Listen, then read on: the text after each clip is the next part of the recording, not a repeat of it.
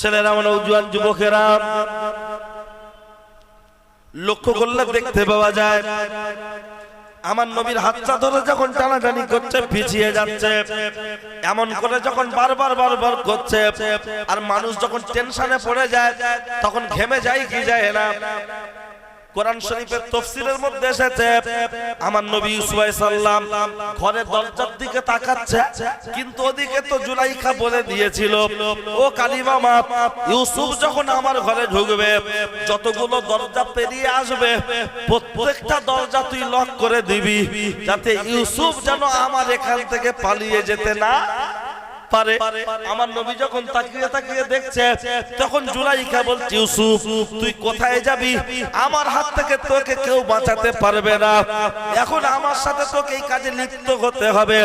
তখন আমার নবী ইউসুফ আলাইহিস সালাম বললেন ও ইউসুফ নবী শোনার পরে কে যেন কানে কানে আওয়াজ দিয়ে বলে দিল ও ইউসুফ একটা বার তুমি তোমার ঘরের দরজার সামনে দাঁড়িয়ে যাও, দেখো দেখো দেখো তোমার ঘরের দরজা খুলে যাবে, একবার তুমি দেখো দেখো দেখো। আমার নবী ইউসুফ আলাইহিস সালাম ওই ঘরের দরজার সামনে যখন চলে এসে আল্লাহকে স্মরণ করে দরজায় আঘাত করলো, সাথে সাথেই ঘরের দরজা খুলে গেল। একবার জোরে বলুন সুবহানাল্লাহ। একটা দুটো দরজা নয়, পরপর যত দরজা ছিল সব দরজার লক খুলে যাচ্ছে। এই মোবাইলে একটা লক আছে, সামনে ধরলে খুলে যায়, লকটার নাম কি? Face lock. এই ফেস লকের জন্ম কোথা থেকে মাথায় ঢুকছে? ইউসুফ নবীর চেহারাটাকে আল্লাহ ফেস করে দিয়ে আপনার চেহারা ফেস, এই ফেসটাকে দরজার চাবি হিসাবে মোবাইল যেমন সামনে ধরলে খুলে যায় যার ফেসের সাথে লক করা থাকে, আমার নবী চেহারা দিয়ে সেই হাত দিয়েছে দরজা খুলে গিয়েছে। তাহলে মোবাইলের ফেস লক এসছে ওখান থেকে। আর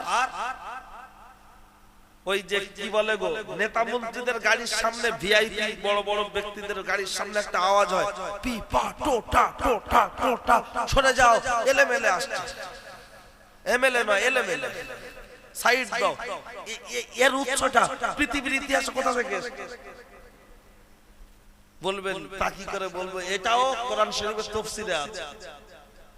বলবেন হ্যাঁ হ্যাঁ, এই যে মানুষ মার্ডার হয়ে গেলে আসামি ধরার জন্য কুকুর এনে শোকানো হয়, মাটি রক্ত সংগ্রহ করে অফিসাররা নিয়ে যায় না?